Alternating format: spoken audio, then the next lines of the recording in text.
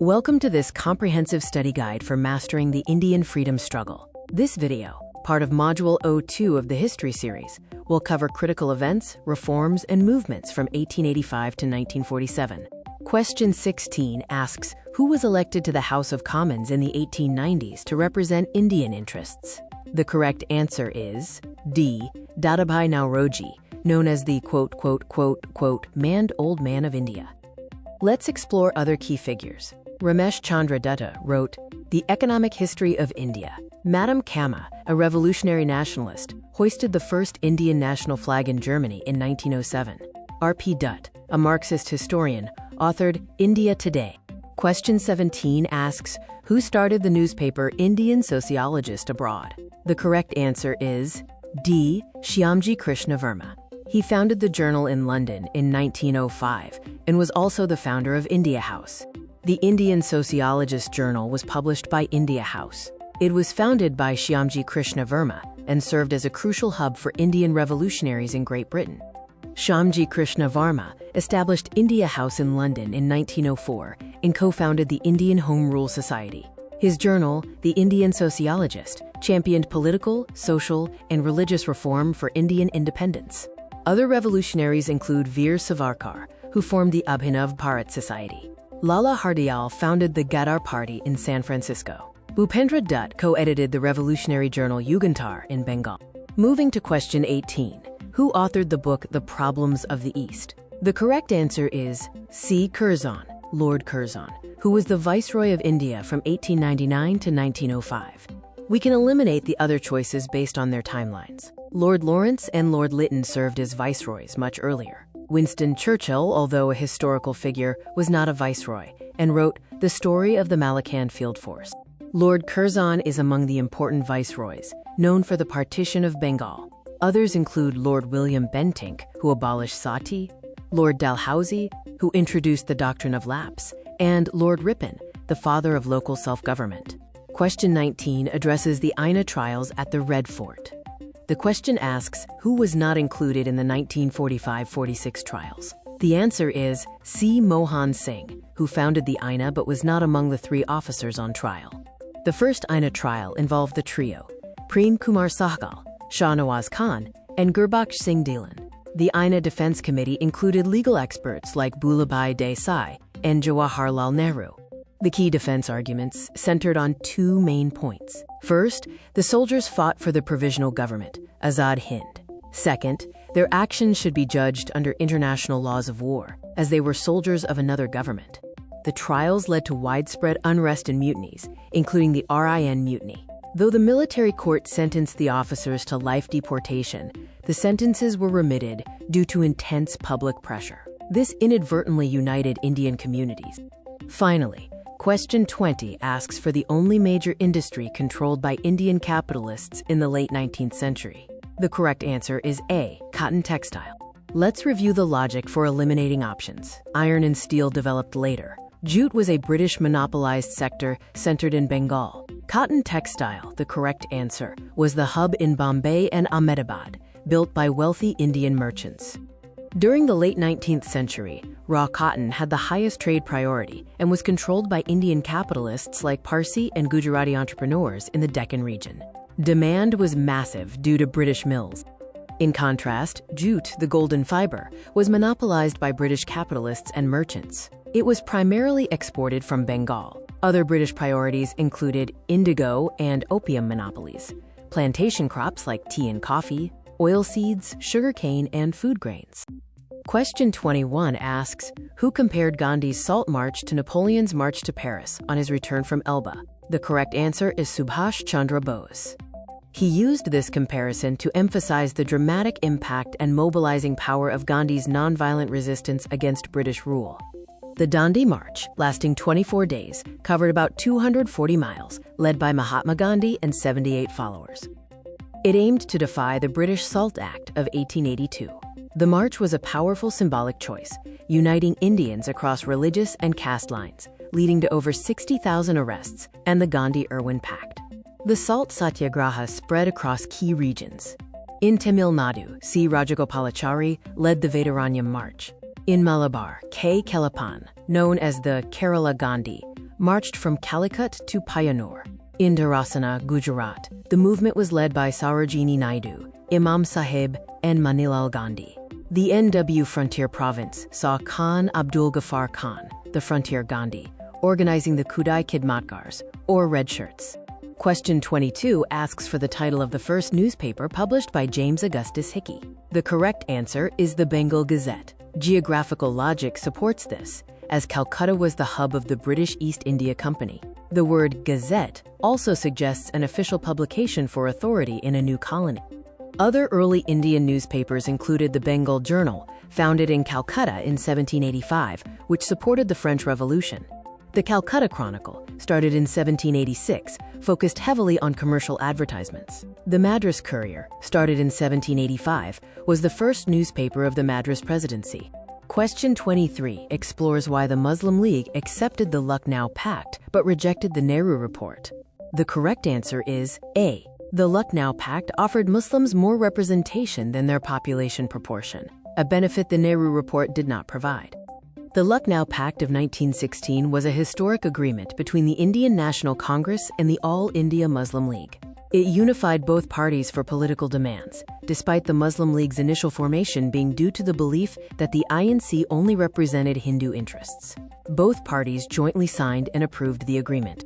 The key features of the Lucknow Pact included a joint demand for constitutional reforms, the Congress accepting separate electorates for Muslims for the first time, a weightage system offering more legislative seats to Muslims in minority provinces, and a demand for early self-government for India. This compromise was a significant step toward Hindu-Muslim political unity. The Nehru Report of 1928 led to the permanent split between the INC and the Muslim League.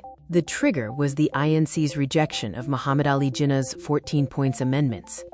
As a result, Jinnah declared a, quote, parting of ways, leading to the demand for Pakistan in 1940. The Nehru Report itself was the first major attempt by Indians to frame their own constitution. Key recommendations of the Nehru Report included dominion status, joint electorates, with reserved seats for minorities, fundamental rights, and a secular state. It failed due to the Muslim League's rejection, which led to Jinnah's 14 Points, and an internal Congress clash as younger radicals demanded Purna Swaraj or complete independence. Question 24 asks why Sir Syed Ahmed Khan opposed Muslims joining Congress. The correct answer is A. Premises I and II. His opposition stemmed from the fear of British retaliation against Muslims for demanding democratic reforms and the suspicion of Hindu domination within the Congress, which he worried would ignore Muslim interests.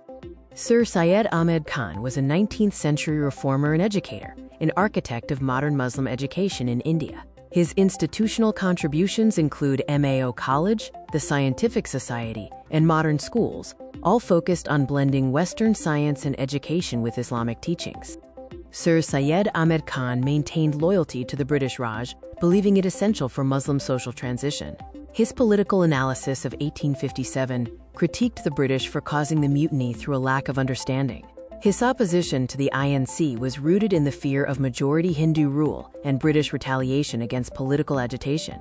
To oppose the INC, he co-founded the United Indian Patriotic Association.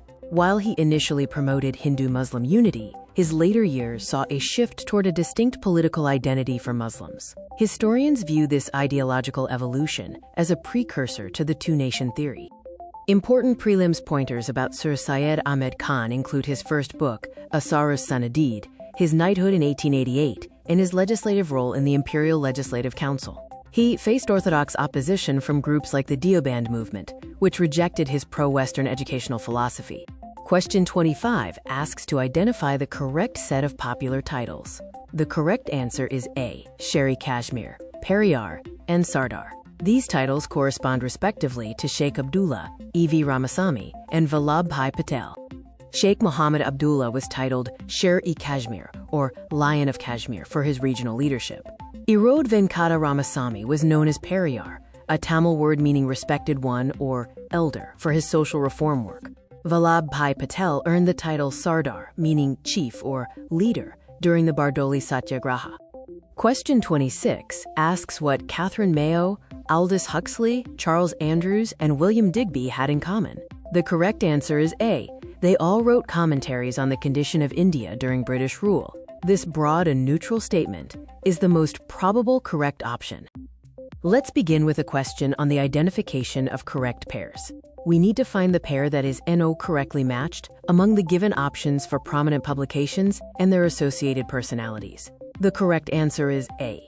The Kujibara Patrika was associated with Sadhu Sundar Das, not Bichitrananda Das. The other pairs are correctly matched.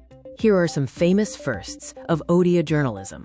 Utkal Deepika was the first weekly newspaper by Gauri Shankar Ray. Dainika Asha was the first daily by Sashi Bhusana Ratha. Bodha Dayini was the first literary magazine by Fakir Mohan Senapati. Sashi Bhusana Ratha also founded the first English daily. The newspapers actively supported the freedom struggle by covering the civil disobedience movement and the campaign for linguistic amalgamation. This slide provides a high-yield memory sheet for match the following questions, listing key Odia books or poems, their authors, and the core themes or types. For instance, Bandira Atmakatha by Gopabandhu Das is patriotic prison poetry, and Mamu by Fakir Mohan Senapati is a social satire and critique of bureaucracy. Let's look at Sambalpur Hitaisini and Nilamani Vidyaratna. Pandit Nilamani Vidyaratna was a nationalist editor and language fighter, known as the quote of Ganjam politics. Sambalpur Hitaisini, launched in 1889, was critical because it strongly opposed the British policy of replacing Odia with Hindi, ultimately forcing the British to reinstate Odia. This historical timeline highlights the heralds of Odia media. Key figures include Sadhu Sundar Das, who wrote the first handwritten Odia paper, Bichitrananda Das, a co-founder and business manager, and Nilamani Vidyaratna, a leader in the Save Odia language movement, who later edited Prajabandhu for territorial integration. The Utkal Samilani era, from 1903 to 1936, was a crucial socio-political phase focused on linguistic unification. Its primary goal was to fight for the linguistic unification of all Odia-speaking tracts and the creation of a separate Odisha province. The pre-era fragmentation saw Odia regions divided under Bengal, Madras, central provinces, and princely states. The Utkal Samilani was founded in 1903 by Utkal Gaurav Madhusudan Das, with the first session held in Cuttack. Core objectives included linguistic amalgamation, uniting scattered Odia-speaking patches, language protection against suppression by other languages, and socio-economic development through promoting local industries and modern education. A significant ideological shift occurred in 1920 at the Chakradharpur session, led by Utkal Mani Gopabandhu Das.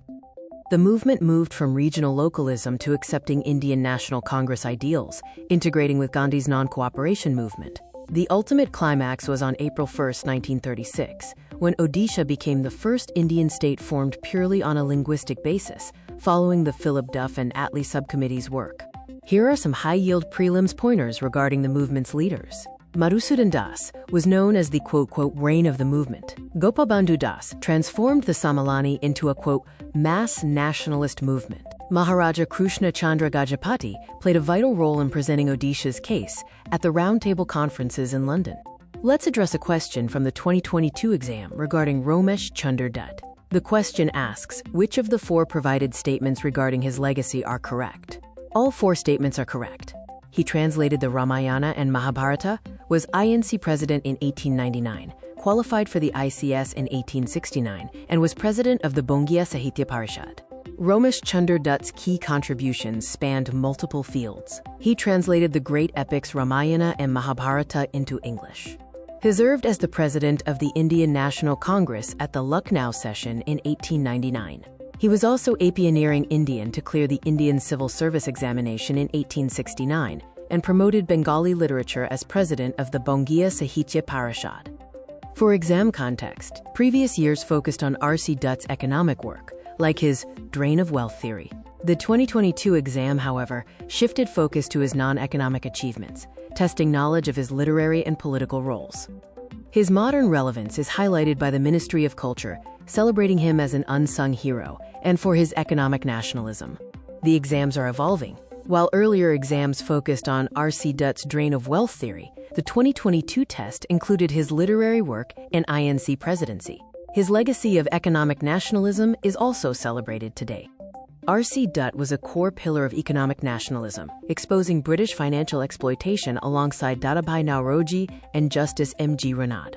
Naoroji focused on the theoretical drain of wealth framework, while Dutt provided data-backed evidence in The Economic History of India, focusing on the agrarian crisis and land revenue. Let's tackle the question about the Lahore Resolution of 1940. The correct answer is A, a united homeland for Muslims. This resolution laid the foundation for the demand for a separate Muslim state. The Lahore Resolution was passed on March 23, 1940, at Minto Park, Lahore, by the All India Muslim League and chaired by Muhammad Ali Jinnah. Its core objective was to demand autonomous, sovereign units for Muslims, formally adopting the two-nation theory. It did not explicitly use the word Pakistan, but rejected the federal scheme of the 1935 Act. Let's examine a 2023 exam question. The achievements of Pandit Gopabandhu Das are in the field of. The correct choice is C, national movement. Pandit Gopabandhu Das was a prominent freedom fighter and a key figure in the national movement, often called the father of the national movement in Odisha. His political leadership included serving as the first president of the Utkal Pradesh Congress Committee. He was also a nationalist journalist who founded the newspaper The Samaja and an educator who established Satyabadi Bana Vidyalaya. Odisha's early resistance to British rule was led by courageous pioneers and freedom fighters. Jai Rajguru led one of the earliest armed revolts against the British in 1804, while Buxi Jagabandhu became the face of the historic Paika Rebellion of 1817.